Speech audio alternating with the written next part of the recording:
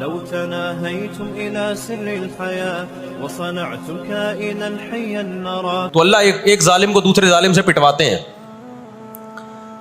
تو آج بھی رشیا چائنا وہ اسرائیل کے حق میں نہیں ہے. عین ممکن ہے اللہ مظلوموں کی آواز سے ایسے حالات پیدا کر دے کہ اس جنگ میں براہ راست کون کود پڑے؟ سوویت یونین کود پڑے. اور اگر سوویت یونین اس جنگ میں کود پڑا جس کے پورے چانس لگ رہے ہیں تو پھر یہ تیسری جنگ عظیم کی طرف معاملہ جائے گا. اور اس کے ذمہ دار مسلمان یا فلسطین نہیں ہوں گے, اس کے ذمہ دار ناجائز اسرائیل ہے جس نے ناجائز قبضہ فلسطین پہ کیا ہے. اور پھر دنیا میں جو تباہی ہوگی نا, تباہی ہوگی وہ میرے اور آپ کے تصور سے بھی زیادہ ہے, کیونکہ اب تلواروں سے یا صرف ہوائی جہازوں سے جنگ نہیں ہوتی, اب سب کے پاس نیوکلیئر ہتھیار ہیں, اب ایٹم بم چلیں گے. ہمیں اللہ کی رحمت سے اور قرآن اور حدیث کی جو بشارتیں مل رہی ہیں اس سے پوری امید ہے کہ انشاءاللہ یہ جو ابھی حالات ہوئے ہیں یہ فلسطین کی شکست پہ منتج نہیں ہوں گے, انشاءاللہ یہ اسرائیل کی شکست پہ اور یہودیوں کی ہمیشہ کے لیے شکست پہ یہ اس کا نتیجہ نکلے گا انشاءاللہ. اور نبی صلی اللہ علیہ وسلم کی وہ حدیث پوری ہوگی کہ تمہاری جو بڑی جنگ ہوگی, نبی نے کیا فرمایا, اس امت کی ایک جماعت ہمیشہ جہاد کرتی رہے گی. لا یزال طائفۃ من امتی ظاہرین علی الحق, ہر دور میں لڑائی ہوئی ہے, جہاد ہوا ہے. آپ اس ہسٹری اٹھا کے دیکھ, کہیں نہ کہیں جہاد ہمیشہ ہوتا رہا ہے. تو آج بھی ایسا ہوگا. اور بالآخر یہ معاملات اگر بین الاقوامی دنیا نے کنٹرول نہیں کیے تو نبی صلی اللہ علیہ وسلم کی پیش گوئیاں انشاءاللہ بہت جلد پوری ہونے والی ہیں. نبی صلی اللہ علیہ وسلم نے فرمایا تمہاری یہود سے لڑائی ہوگی, جہاد ہوگا. یہاں تک کہ کوئی یہودی اگر پتھر کے پیچھے چھپے گا تو پتھر کہے گا کہ اے مسلمان یہ یہودی ہے, اس کو قتل کر دے, یہ میرے پیچھے چھپا ہوا ہے. ہر درخت بھی گواہی دے گا, ہر پتھر بھی گواہی دے گا, الا الغرقد, سوائے غرقد درخت کے. یہودیوں کا کوئی مقدس درخت ہے جو اسرائیل میں بہت زیادہ لگاتے بھی ہیں یہ لوگ. نبی صلی اللہ علیہ وسلم نے جب یہ بات ارشاد فرمائی تو اس وقت مسلمانوں کی یہودیوں سے ایسی کسی لڑائی کا تصور بھی نہیں تھا.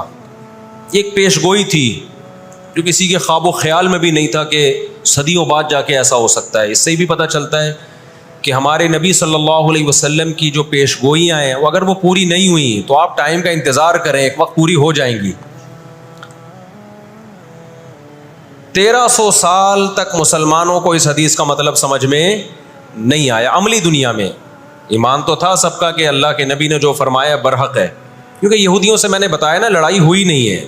جب مدینہ سے اور جزیرہ عرب سے ان کو نکالا گیا, یہ دنیا کے مختلف ملکوں میں جا کے آباد ہو گئے. اس کے بعد یہ ہمیشہ یا تو عیسائیوں کے زیر سایہ رہے ہیں یا مسلمانوں کے زیر سایہ رہے. ان کی لڑائی اگر ہوئی عیسائیوں سے ہوئی ہے, مسلمانوں سے ان کا کبھی ٹاکرا نہیں ہوا. لیکن پیغمبر صلی اللہ علیہ وسلم نے کیا فرمایا صحابہ سے, تقاتلون, تم لڑو گے. تم سے مراد یہ امت لڑے گی, ایک وقت آنے والا ہے اور ایسی لڑائی ہوگی, ایسی لڑائی ہوگی کہ حتی یختبی احدکم وراء الحجر, کہ پتھر اور درخت بھی یہودی کا ساتھ دینا چھوڑ دیں گے. آج دنیا جن حالات کی طرف جا رہی ہے نا, یہ ایسا لگتا ہے کہ اس حدیث کے پورا ہونے کا ٹائم آ گیا ہے. ہم جب قرآن مجید پڑھتے تھے, اب بھی پڑھتے ہیں, لیکن جب طالب علمی کے دور میں جب سمجھ کے پڑھنا سیکھا ہم نے, تو ہم جگہ جگہ قرآن میں دیکھتے تھے ضربت علیہم الذلہ, اللہ نے ان پر ذلت کو مسلط کر دیا ہے. میں بار بار کہوں یہودیوں سے ہماری مراد علی الاطلاق سارے یہودی نہیں ہیں, کیونکہ میرے بیان کو لوگ شارٹ کلپ بنا کے غلط چلاتے ہیں. تو بار بار میں کہتا ہوں میرا کلپ ادھورا چلاتے ہیں نا تو کوئی یہودیوں کے خلاف نہ چلائے, سارے یہودی ایک جیسے نہیں ہیں. ہم اسرائیل کے اگینسٹ ہیں, تو ہماری جو لڑائی ہوگی اسرائیل سے ہوگی. حدیث میں جس یہودی سے لڑائی کا ذکر ہے اس سے مراد بھی کون سے یہودی ہیں؟ یہ فتنہ پرست اور شر پسند یہودی ہیں جو اسرائیل پہ غاصبانہ قبضہ, فلسطین پہ جنہوں نے غاصبانہ قبضہ کیا ہوا ہے. سمجھتے ہو کہ نہیں سمجھتے؟ تو آپ صلی اللہ علیہ وسلم نے فرمایا کہ تقاتلون الیہود, تمہاری جنگ کس سے ہوگی؟ یہود سے ہوگی. دجال کس کا سپورٹر ہوگا؟ بولتے کیوں نہیں؟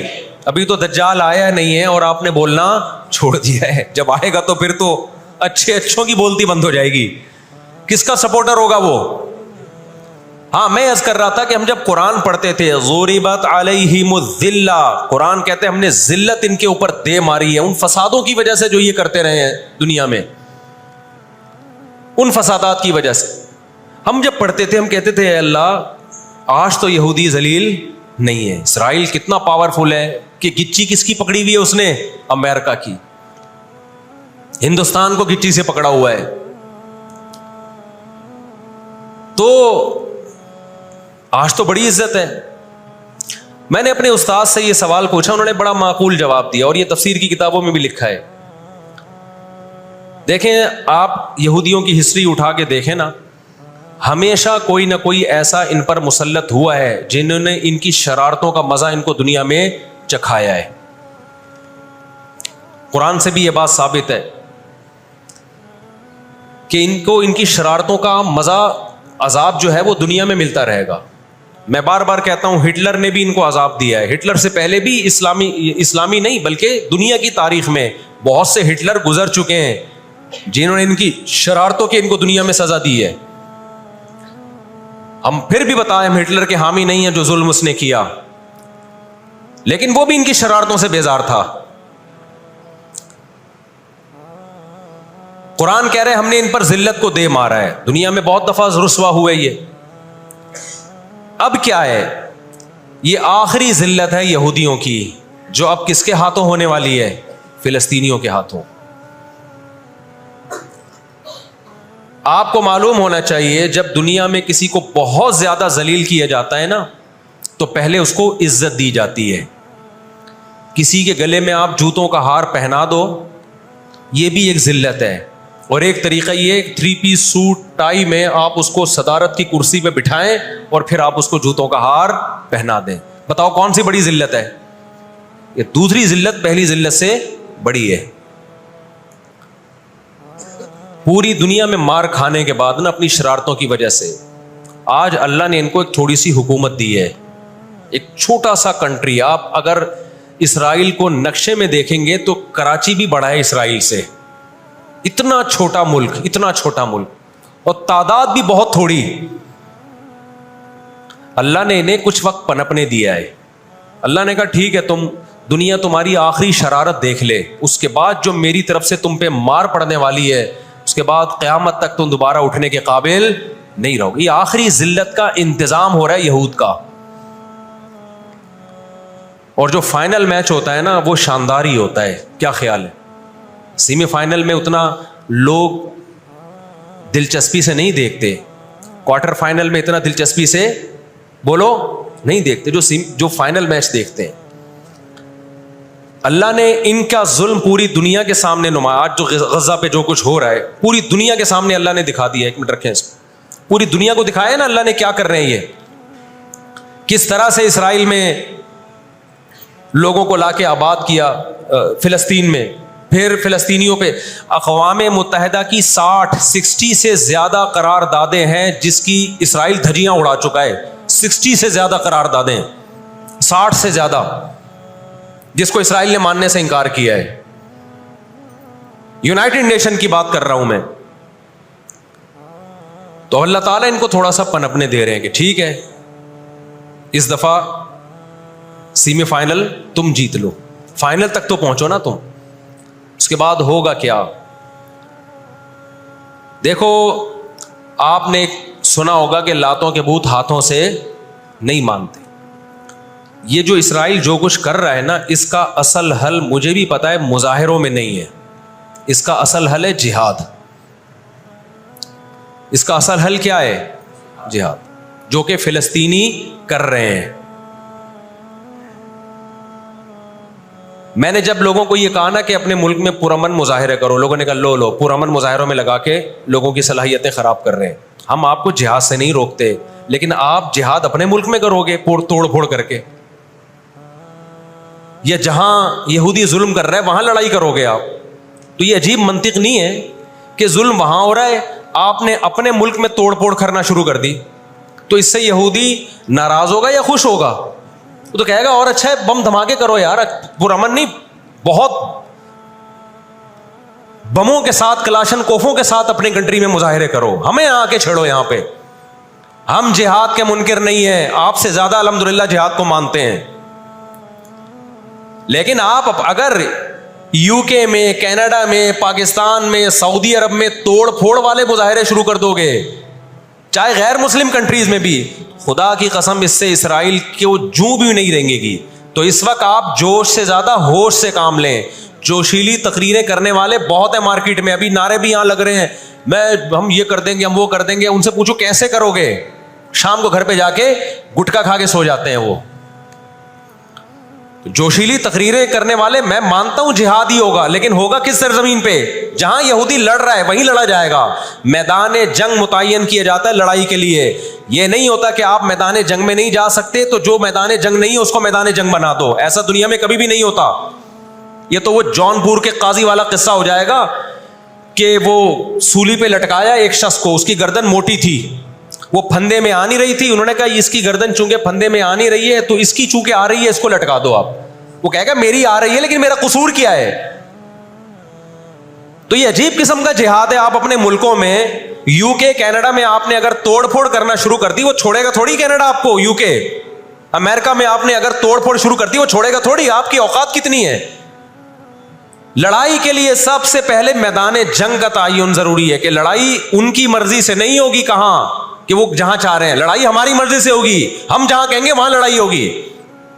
میں سمجھا پا رہا ہوں اپنی بات؟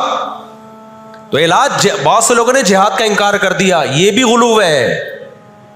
اور بہت سے لوگوں نے ہر جگہ کو میدان جنگ بنانے کے چکر میں ہیں. یہ ایک طرف کی انتہا ہے.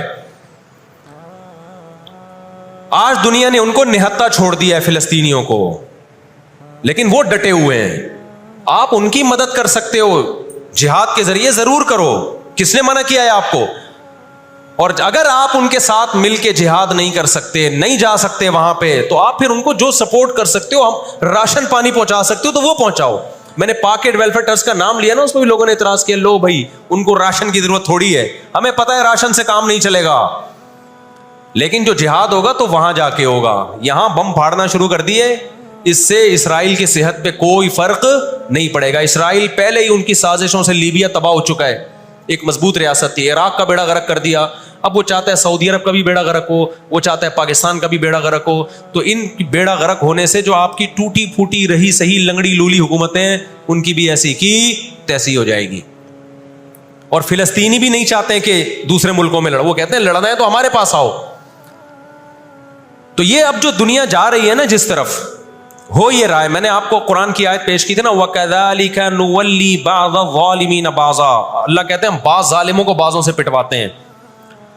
تو پہلی جو ابھی تک تو ہم نے نا امیدی کی باتیں کی ہیں, مسلمان ممالک شکست کھا کے بیٹھ چکے ہیں, 3 بڑی جنگوں میں شکست ہو چکی ہے. اس کے بعد اب کسی مسلم کنٹری میں اسرائیل پر چڑھائی کی طاقت نہیں ہے. ان کو پتہ ہے پیچھے امریکہ بیٹھا ہوا ہے, پورا یورپ. رشیا نے یوکرائن جیسے اتنے سے کنٹری پہ حملہ کیا. آپ نقشے میں دیکھیں, یوکرائن اتنا سا ہے, رشیا کیا ہے, یوں اگر وہ پاؤں بھی رکھ دینا تو کچل دے. لیکن جیت گیا کیا وہ جنگ؟ بولتے کیوں نہیں؟ کیوں؟ یوکرائن اتنا سا ہے مگر اس کے پیچھے کون ہے؟ پورا یورپ ہے, پورا یورپ اس کے پیچھے. یہ جنگ طول پکڑتی جا رہی ہے. رشیا اب تک یوکرائن کو کنٹرول میں نہیں لے سکتا. اور مجھے تو ایسا لگتا ہے, میں کوئی یقینی رپورٹ نہیں ہے, شاید اس جنگ کے پیچھے بھی اسرائیل کی سازش ہو. ان کو پتا تھا کہ ایک ہمارا دشمن ہے سوویت یونین, روس. جب 1956 میں جنگ ہوئی ہے نا, برطانیہ, فرانس اور اسرائیل نے مل کے حملہ کیا تھا مصر پہ, تو دھمکی کس نے دی تھی؟ روس کی دھمکی سے پیچھے ہٹے. روس نے کہا تھا نیوکلیئر اٹیک کروں گا میں, تو پیچھے ہٹ گئے. روس مسلمانوں کی خیر خواہی میں نہیں کر رہا تھا. روس کو یہ تھا کہ جب دنیا کا باپ میں بننا چاہتا ہوں تو تم دنیا کے باپ بننے کی کوشش کیوں کر رہے ہو؟ اگر یہ باپ بن گئے تو اس کو پتا تھا ہماری چودراہٹ ختم ہو جائے گی. تو اللہ ایک ظالم کو دوسرے ظالم سے پٹواتے ہیں. تو آج بھی رشیا, چائنا وہ اسرائیل کے حق میں نہیں ہے. عین ممکن ہے اللہ مظلوموں کی آواز سے ایسے حالات پیدا کر دے کہ اس جنگ میں براہ راست کون کود پڑے؟ سوویت یونین کود پڑے. اور اگر سوویت یونین اس جنگ میں کود پڑا جس کے پورے چانس لگ رہے ہیں, تو پھر یہ تیسری جنگ عظیم کی طرف معاملہ جائے گا. اور اس کے ذمہ دار مسلمان یا فلسطین نہیں ہوں گے، اس کے ذمہ دار ناجائز اسرائیل ہے جس نے ناجائز قبضہ فلسطین پہ کیا ہے۔ اور پھر دنیا میں جو تباہی ہوگی نا، تباہی ہوگی، وہ میرے اور آپ کے تصور سے بھی زیادہ ہے، کیونکہ اب تلواروں سے یا صرف ہوائی جہازوں سے جنگ نہیں ہوتی، اب سب کے پاس نیوکلیئر ہتھیار ہیں، اب ایٹم بم چلیں گے۔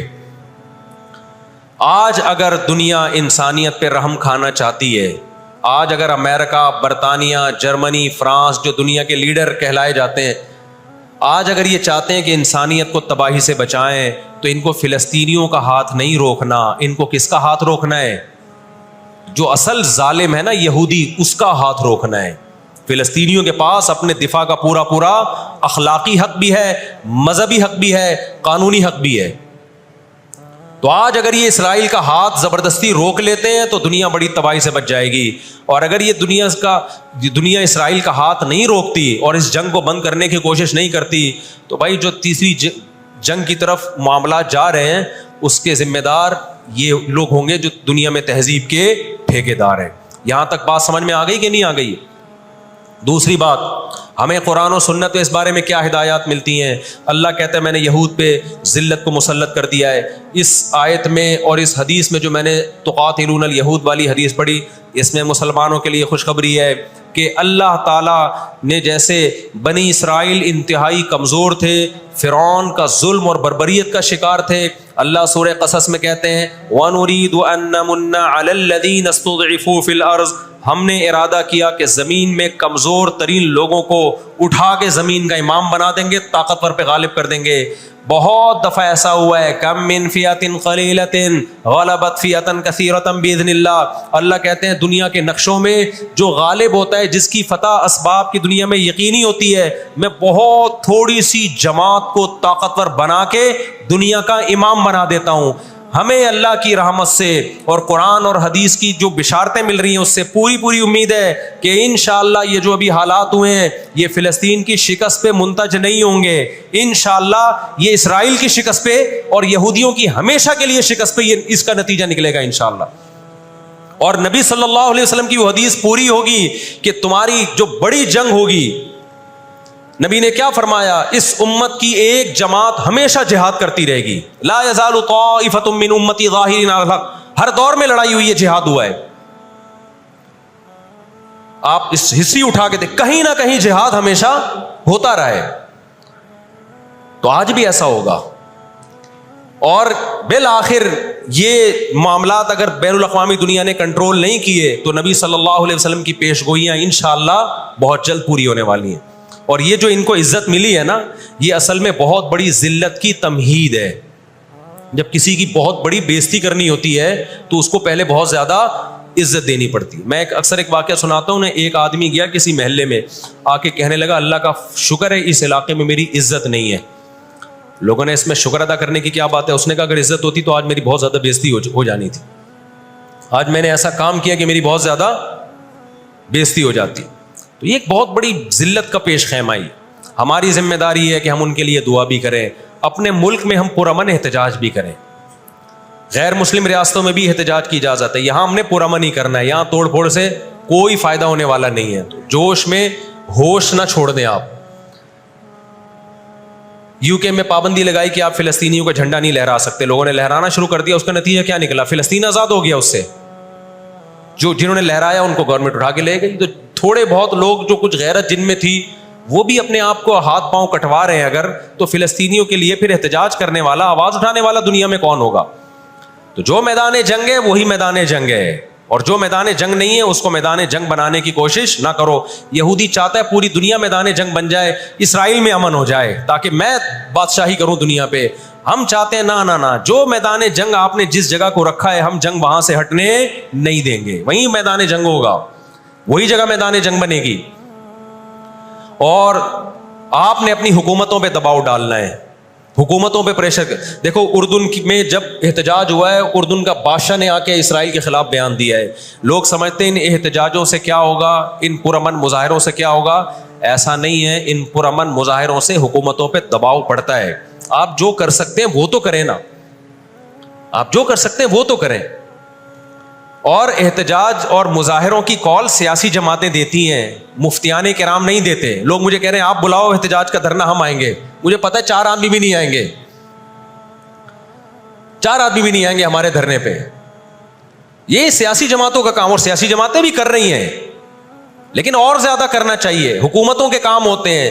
سیاسی سطح پہ جو احتجاج جب گورنمنٹ لیول پہ ہوتا ہے وہ پاورفل احتجاج ہوتا ہے، اور حکومتیں احتجاج جب کرتی ہیں جب ان کو پبلک کا ڈر ہوتا ہے. تو آپ سوشل میڈیا پہ، فیس بک پہ آپ احتجاج کے ذریعے دنیا کو دکھاؤ ہم فلسطینیوں کے ساتھ ہیں. اس سے فلسطینیوں کو بھی سکون ملے گا کہ دنیا نے ہمیں یتیم اور لاوارث نہیں چھوڑا. اب یہ غزہ کا واقعہ ہونے سے پہلے دنیا نے ان کو بالکل لاوارث چھوڑ دیا تھا. ساری دنیا اسرائیل سے، ہمارے ملک میں اسرائیل کو تسلیم کرنے اور اتحاد کی باتیں شروع ہو گئی تھی. اس جنگ کے بہت زیادہ نقصانات ہوئے ہیں، لیکن اس کا ایک فائدہ بھی یہ ہوا ہے کہ اسرائیل کا ایشو دوبارہ دنیا میں کھڑا ہو گیا ہے. اب اتنا آسان نہیں ہے اسرائیل کو تسلیم کرنا. تو ہم اللہ سے دعا کرتے ہیں کہ اے اللہ ہمارے ان مظلوم بھائیوں کی مدد فرما، اور جو بھی ظالم ہیں ان کو ہدایت دے، جو ہدایت کے قابل نہیں ہے اللہ ان کو تباہ و برباد کرے. علماء نے یہ بھی کہا ہے کہ فجر کی نماز میں جو غاصب یہودی ہیں، اسرائیلی ہیں، ان کے خلاف قنوت نازلہ کا بھی اہتمام کرنا چاہیے. تو اس کا بھی موقع ملے تو قنوت نازلہ پڑھنی چاہیے. قنوت نازلہ نبی صلی اللہ علیہ وسلم کی سنت ہے کہ جب کفر کا ظلم بڑھتا تھا تو آپ صلی اللہ علیہ وسلم فجر میں بد دعا کیا کرتے تھے فجر کی نماز میں ان کے لیے. تو اسلام جہاں دعائیں سکھاتا ہے، ظالموں کے خلاف بد دعائیں بھی سکھاتا ہے. اللہ تعالیٰ سمجھنے کی، عمل کی توفیق عطا فرمائے. ہوا و حرص والا دل بدل دے، میرا غفلت میں ڈوبا دل بدل دے.